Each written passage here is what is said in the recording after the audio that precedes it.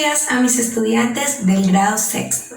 El día de hoy vamos a trabajar una temática correspondiente al cuarto periodo académico 2020. Espero que este receso les haya hecho muy bien, que hayan descansado, que hayan podido compartir con su familia y que vengan con todas las ganas para la sesión de lenguaje. Entonces, como les decía con anterioridad, trabajaremos una nueva temática correspondiente al cuarto periodo académico 2020. En la última sesión les explicaba que la temática se titula Cuadros sinópticos y la infografía. Sin embargo, yo les dividí para una sesión la infografía y para la otra el cuadro sinóptico, de modo que pudieran conocer generalidades y características de cada uno de ellos y puedan conocerlo a profundidad y realmente asimilar las temáticas de la manera adecuada. Entonces, para la sesión del día de hoy trabajaremos el cuadro sinóptico. El cuadro sinóptico es un poco más breve en su extensión que la infografía, porque tiene menos cantidad de cosas. Sin embargo, también tiene ciertas explicaciones que son bastante importantes. Vamos a trabajar entonces un concepto de cuadro sinóptico, características y beneficios del uso del cuadro sinóptico. Cuando terminemos eso, les explicaré actividades de profundización y finalizaremos entonces con la clase. Siendo así, espero que traigan su libreta de apuntes y su lapicero a la mano para que puedan anotar aquellas dudas e inquietudes que serán resueltas en los encuentros sincrónicos, de modo que podamos profundizar y asimilar las temáticas de la manera adecuada o de la mejor forma. Siendo así, demos inicio a la sesión del día de hoy. Bueno chicos, como les decía con anterioridad, el tema de hoy es el cuadro sinóptico. Iniciemos con un concepto. ¿Qué es el cuadro sinóptico?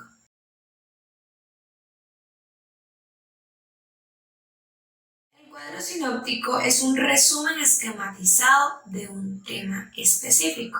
Es un concepto muy corto. Ahora vamos a explicarle un poco más sobre este concepto. Su forma visual, y hablo de que es visual porque en su composición es un esquema de modo que tiene poco texto. La idea del cuadro sinóptico es escribir aquellas ideas que son o aquellas ideas fundamentales, aquellas ideas principales del texto o del tema que estamos abordando, de modo que podamos hablar de las generalidades, de las especificidades, pero de aquellos aspectos que son fundamentales en ese tema y que a su vez no dejemos por fuera nada. Sin embargo, no utilicemos tanto texto, porque cuando usamos tanto texto lo que hacemos es explicar en mayor medida lo que se está trabajando o de aquello de lo que se está hablando. Pero en un cuadro sinóptico lo que vamos a hacer es que vamos a poner aquellas ideas principales, algo así como un mapa conceptual. La gran diferencia es que el mapa conceptual tiene mayor cantidad de texto y el mapa conceptual también tiene conceptos, características. El cuadro sinóptico, si bien podemos agregarle algunas características, y algunos conceptos, tienen que ser demasiado breves. ¿Por qué? Porque es incluso más breve que el mapa conceptual. Vamos a intentar agregar la menor cantidad de texto posible. Hace parte de los textos discontinuos, tal como les explicaba los textos discontinuos en la clase anterior. Para poder hablar sobre la infografía y el cuadro sinóptico, debíamos hablar sobre los textos discontinuos. Les recuerdo que son aquellos que no cumplen con una secuencialidad o una linealidad en la elaboración del texto, de modo que son imagen y texto. Entonces esa combinación es muy visual, tiene poco texto, lo que lo lleva a ser más llamativo y a generar mayor impacto o mayor impresión, mayor atención en el interlocutor. Entonces, dentro de esos textos discontinuos podemos encontrar la infografía, que ya se explicó en la clase anterior, podemos encontrar el cuadro sinóptico. El cuadro sinóptico, como ya les venía diciendo, es un resumen esquematizado. Es un resumen porque lo que vamos a hacer es copiar aquella información que es importante de un tema, bien sea de otro texto, bien sea de otra fuente, o escribir la propia, lo que conocemos sobre ese tema. Pero este va a ser un resumen y lo que vamos a hacer aquí es escribir aquellas ideas principales cumpliendo con la secuencia y el orden del texto principal. Si estamos hablando, por ejemplo, de un cuadro sinóptico que elaboramos a partir de una lectura que hicimos, entonces este cuadro sinóptico debe cumplir con el orden de la lectura. Si la lectura hace inicio explicando un concepto y luego parte con unas características y finaliza con una estructura, entonces el cuadro sinóptico debe iniciar con el concepto, seguir con las características y terminar con la estructura, cumpliendo con la linealidad del texto principal. No porque él tenga una linealidad como tal, sino porque el texto principal del cual se está haciendo el resumen ya lleva una secuencialidad. Ahora bien, también somos libres en el cuadro sinóptico de elaborar o de escribir las ideas como queramos. Sin embargo, deben ser coherentes entre sí. Y para que exista esa coherencia debe haber una secuencia también entre lo que se iba diciendo con anterioridad y lo que se dice después. Teniendo en cuenta eso, que es un poco sobre el contexto y el concepto de cuadro sinóptico, pasemos entonces a las características del cuadro sinóptico.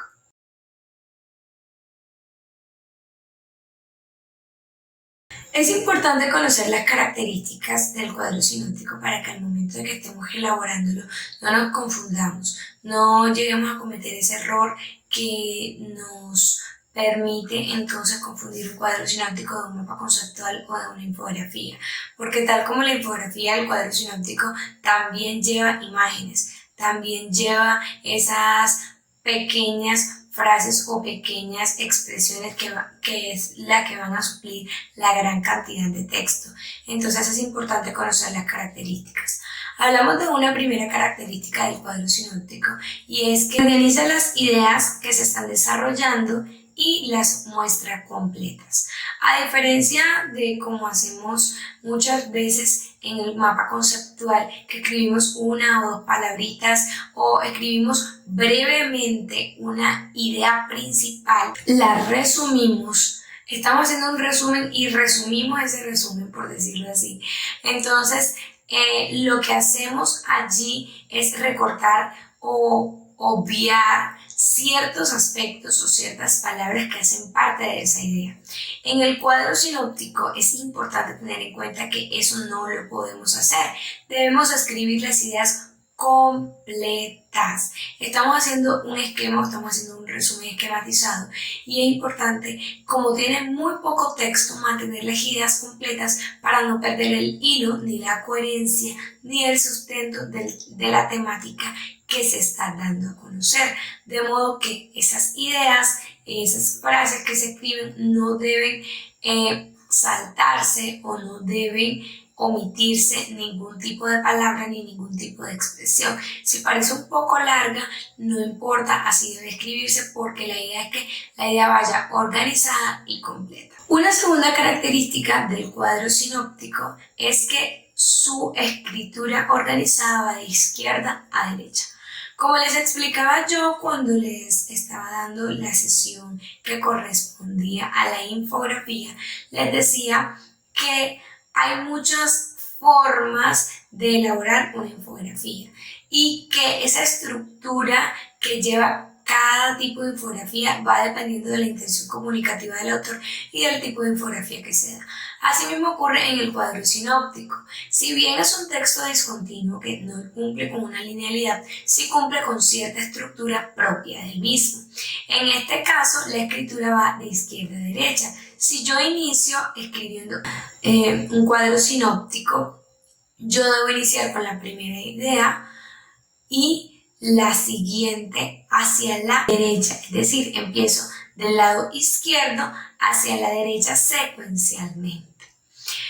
Si bien las ideas no cumplen con la secuencialidad que tiene el inicio, nudo y desenlace o la introducción, desarrollo y conclusión que tiene un texto normal, sí cumple con una secuencialidad que es el orden de escritura. Y el orden de escritura, como les decía con anterioridad, de izquierda a derecha.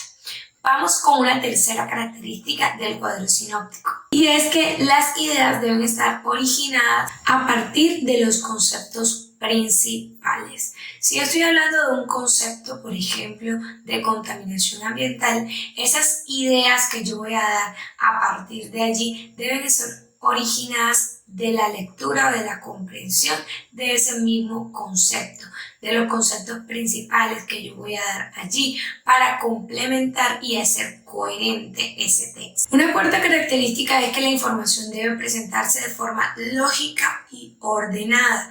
Cuando yo les decía que debe cumplir con cierta estructura y debe guardar cierta secuencialidad, es porque asimismo debe ser para tener coherencia. Si no hay una forma organizada, si no hay una lógica entre una idea y otra, no hay coherencia y no hay sentido en el texto. Es un texto incoherente y no es un texto cohesivo, lo que no le va a dar ninguna idea, lo que no le va a llevar ninguna idea al interlocutor.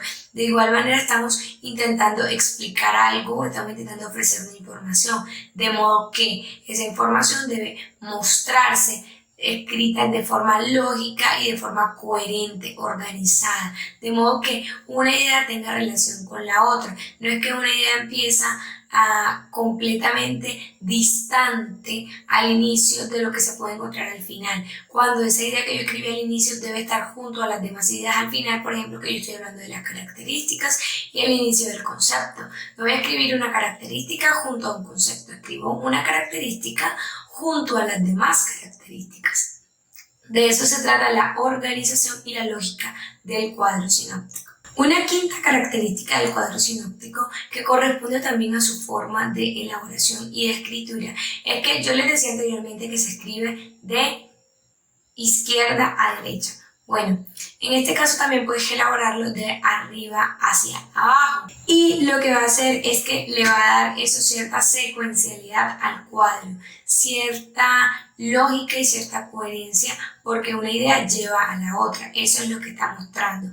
Entonces, bien podrías escribirlo de derecha a izquierda o de arriba hacia abajo. Cualquiera de las dos formas de elaborarlo va a estar bien.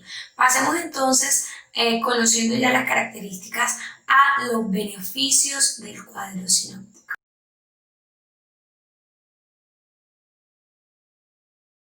Uno de los beneficios principales del cuadro sinóptico es el uso que se le puede dar en el ámbito educativo, como estudiante y como docente. Como docente, cuando yo quiero explicarte, o cuando tú como compañero quieres explicar una información, cuando quieres dar a conocer una información, tú puedes darla a conocer de manera más sencilla, más rápida y más fácil, porque esto sintetiza todas las ideas, resume todas las ideas y te muestra de una manera más breve todo aquello que tienes en un texto, por ejemplo, de 5 páginas seguidas, que debes leer en letra pequeña. Entonces, lo que haces con este cuadro es que en una página sintetizas o resumes todo aquello que está en 5 y lo muestras más sencillo. Ahora, también para yo estudiar me genera mayor sencillez y mayor facilidad, porque las ideas están ya resumidas y están las ideas principales de cada texto. Es una buena